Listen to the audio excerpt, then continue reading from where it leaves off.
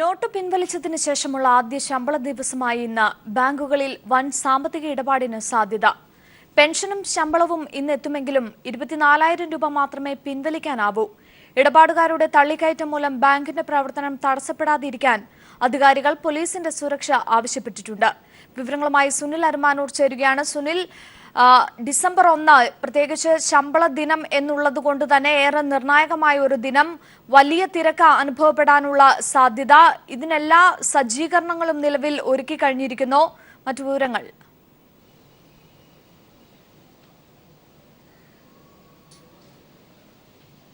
500 രൂപ 1000 രൂപ നോട്ടുകൾ പിൻവലിച്ച ശേഷമുള്ള ആദ്യ ശമ്പള ദിനമാണ് ഇന്ന് വരുന്നത്. അതുകൊണ്ട് തന്നെ വലിയ രീതിയിലുള്ള ഒരു സാമ്പത്തിക പ്രതിസന്ധി ഉണ്ടാകുമെന്നുള്ള സൂചനയാണ് ലഭിക്കുന്നത്. സംസ്ഥാന സർക്കാർ കഴിഞ്ഞ ദിവസം ട്രഷറിയിൽ ആവശ്യമുള്ള പണത്തിനെക്കുറിച്ച് റിസർവ് ബാങ്കിനോട് ആവശ്യപ്പെട്ടിരുന്നു. അത്രയും പണം നൽകിയില്ലെങ്കിൽ പോലും 1000 കോടി രൂപ റിസർവ് ബാങ്ക് ഇന്ന് ട്രഷറികളിൽ എത്തിക്കും എന്നുള്ളതാണ്, ബാങ്കുകളിലും എത്തിക്കും എന്നുള്ളതാണ് ഇന്നലെ ധനമന്ത്രി തന്നെ വ്യക്തമാക്കിയിട്ടുള്ളത്. ഇന്ന് ശമ്പളം ഏകദേശം 2 മണിയോടുകൂടി മിക്കവാറും ഒക്കെ ക്രെഡിറ്റ് ആവും ബാങ്കുകളിൽ. അത്രയും പണം പിൻവലിക്കണമെങ്കിൽ, അതായത് ശമ്പളം ഓരോ ജീവനക്കാരും ബാങ്കിലെത്തി അല്ലെങ്കിൽ ട്രഷറിയിലെത്തി മാത്രമേ അവർക്ക് പിൻവലിക്കാനാവുകയുള്ളൂ. ഇത്തരത്തിലുള്ള ഒരു സാഹചര്യമാണ് വരുന്നതെങ്കിൽ തീർച്ചയായും വലിയ രീതിയിലുള്ള ഒരു ബഹളവും അതുപോലെ പ്രതിസന്ധിയും ബാങ്കുകളിൽ ഉണ്ടാകും എന്നുള്ളൊരു സൂചനയാണുള്ളത്. ഇത് കണക്കിലെടുത്തുകൊണ്ട് തന്നെ എല്ലാ ബാങ്കുകളും പോലീസ് സുരക്ഷ ആവശ്യപ്പെട്ടിട്ടുണ്ട്. കാരണം നിരവധി ജീവനക്കാർ ക്യൂ നിന്ന് വേണം ഇത്തരത്തിൽ ഈ ബാങ്കുകളിൽ നിന്ന് ശമ്പളം പിൻവലിക്കാനാവുകയുള്ളൂ. ഒരാൾക്ക് 24,000 രൂപ മാത്രമേ പിൻവലിക്കാനാവുകയുള്ളൂ. ഒരാഴ്ച 24,000 രൂപ എന്നുള്ളതാണ്. ഇതിനു മുകളിലൊക്കെയാണ് പല ആളുകളുടെയും സർക്കാർ ജീവനക്കാരുടെ ശമ്പളം എന്ന് പറയുന്നത്. അതുകൊണ്ട് തന്നെ അവർക്ക് മൊത്തം ശമ്പളം പിൻവലിക്കാൻ പറ്റാത്ത ഒരു പശ്ചാത്തലമുണ്ട്. അത് സാഹചര്യത്തിൽ ഇന്ന് കുറച്ച് തുകയെങ്കിലും എടുക്കണമെന്നുള്ളത് ശമ്പളം വാങ്ങുന്ന എല്ലാ സർക്കാർ ഉദ്യോഗസ്ഥരുടെയും ഒരു തീരുമാനമാണ്. ഇതിൻ്റെ അടിസ്ഥാനത്തിൽ തന്നെ ഇവർ ഇന്ന് ബാങ്കുകളിലേക്കും ട്രഷറികളിലേക്കും ഉച്ചയ്ക്ക് ശേഷം ഒഴുകിയെത്തുന്ന കാഴ്ചയായിരിക്കും നമുക്ക് കാണാൻ സാധിക്കുന്നത്. കൂടുതൽ പണം കൊടുക്കാൻ, ഇത്രയും ഓരോ ജീവനക്കാർ വരുന്നതനുസരിച്ചുള്ള പണം കൊടുക്കാൻ മിക്ക ബാങ്കുകളിലും പണത്തിൻ്റെ സ്റ്റോക്ക് കുറവ് കഴിഞ്ഞ ദിവസം തന്നെ വ്യക്തമാക്കിയിട്ടുണ്ട്. അത്തരം ബാങ്കുകളിൽ കൂടുതൽ പോലീസ് സുരക്ഷ വേണം എന്നുള്ളതാണ് ഇവരുടെ ഒരു നിർദ്ദേശം. ഇതനുസരിച്ചുള്ള കാര്യങ്ങളിൽ പോലീസിൻ്റെ സുരക്ഷയും ട്രഷറികൾക്ക് മുന്നിലും അതുപോലെ ബാങ്കുകൾക്ക് മുന്നിലും ഉണ്ടാകും എന്നതാണ് നമുക്ക് മനസ്സിലാക്കാൻ സാധിക്കുന്നത്.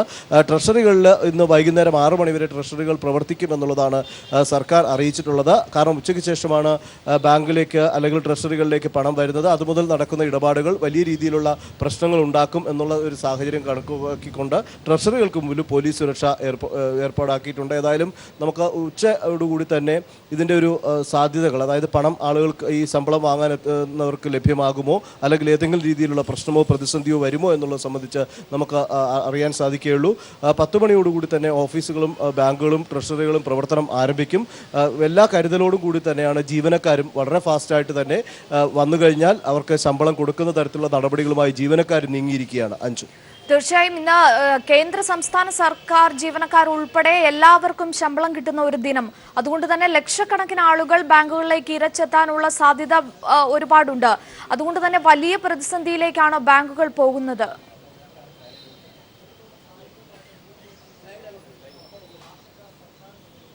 തീർച്ചയായും അതുകൊണ്ട് തന്നെയാണ് ഇന്നലെ ബാങ്കുകൾ DGPക്ക് കത്ത് നൽകി പോലീസ് സുരക്ഷ ആവശ്യപ്പെട്ടിട്ടുള്ളത്. ട്രഷറിയുടെ ഡയറക്ടറും DGPക്ക് കത്ത് നൽകി പോലീസ് സുരക്ഷ ആവശ്യപ്പെട്ടിട്ടുണ്ട്. കാരണം ഇത്തരത്തിൽ വലിയ രീതിയിൽ ജീവനക്കാർ വരുമോ എന്നുള്ള ഒരു ആശങ്കയാണ്. കാരണം അത്തരത്തിൽ ഒരുമിച്ച് ജീവനക്കാർ ഓരോ ഓഫീസുകളിൽ നിന്ന് ബാങ്കുകളിലേക്കും ട്രഷറികളിലേക്കും എത്തിക്കഴിഞ്ഞാൽ വേണ്ടത്ര പണം കൃത്യസമയത്ത് കൊടുക്കാനാവില്ല. പ്രത്യേകിച്ച് പല ജീവനക്കാരും ദൂരസ്ഥലങ്ങളിലേക്ക് പോകേണ്ടവരാണ്. അവരുടെ ഓഫീസിൽ നിന്ന് ബാങ്കുകൾ വഴി ശമ്പളം അല്ലെങ്കിൽ ATM ഉണ്ടായിരുന്നെങ്കിൽ അവർക്ക് കൃത്യമായി പിൻവലിക്കാനുള്ള സാഹചര്യമുണ്ടായിരുന്നു. അപ്പോൾ ATMൽ 2,500 രൂപ മാത്രമേ പിൻവലിക്കാനാവുകയുള്ളൂ. ബാങ്കിലെത്തി 24,000 രൂപ കളക്ട് ചെയ്ത് പോയാൽ അതും അവർ ആരാണോ അക്കൗണ്ട് ഹോൾഡർ അവർ തന്നെ വരേണ്ട ഒരു സാഹചര്യമാണ് ഇപ്പോഴുള്ളത്. അതുകൊണ്ട് ജീവനക്കാരുടെ ഒരു നീണ്ട നിര ചിലപ്പോൾ ഉച്ചയ്ക്ക് ശേഷം തന്നെ വളരെ നേരത്തെ തന്നെ അനുഭവപ്പെടാനുള്ള സാധ്യതയും ഉണ്ട്. അപ്പോൾ ഈ വരുന്ന ജീവനക്കാർക്ക് പണം കൊടുക്കാൻ പറ്റാതെ ഏതെങ്കിലും ബാങ്കുകളിൽ പണം തീരുന്ന ഒരവസ്ഥ വരികയാണെങ്കിൽ തീർച്ചയായും അത് വലിയ രീതിയിലുള്ള പ്രശ്നങ്ങൾ ഉണ്ടാക്കും. ജീവനക്കാർ തന്നെ ബാങ്ക് ജീവനക്കാരോട് സർക്കാർ ജീവനക്കാർ തട്ടിക്കയറുന്ന തരത്തിലുള്ള പ്രശ്നങ്ങൾ ഉണ്ടാകും. ഇതൊക്കെ കണക്കിലെടുത്താണ് വലിയ രീതിയിലുള്ള ഒരു പോലീസ് സുരക്ഷ ആവശ്യപ്പെട്ട് കത്ത് നൽകിയിട്ടുള്ളത്. ഇതനുസരിച്ച് രാവിലെ മുതൽ തന്നെ ട്രഷറികൾക്ക് മുന്നിലും അതുപോലെ തന്നെ ബാങ്കുകൾക്ക് മുന്നിലും പോലീസ് സുരക്ഷ ഒരുക്കും എന്നുള്ളതാണ് DGP അറിയിച്ചിരിക്കുന്നത്. സുനിൽ, 24,000 രൂപ എന്ന പരിധി അത് വലിയ പ്രശ്നങ്ങളിലേക്കല്ലേ ഒരുപക്ഷെ കടത്തിവിടുക? മിക്ക ആളുകളും 24,000-ത്തിലധികം ശമ്പളമുള്ളവരാണ്. അതുകൊണ്ട് തന്നെ വലിയൊരു പ്രതിഷേധത്തിന് ആളുകൾ പോകുന്ന ഒരു സാഹചര്യത്തിലേക്ക് നീങ്ങില്ലേ കാര്യങ്ങൾ?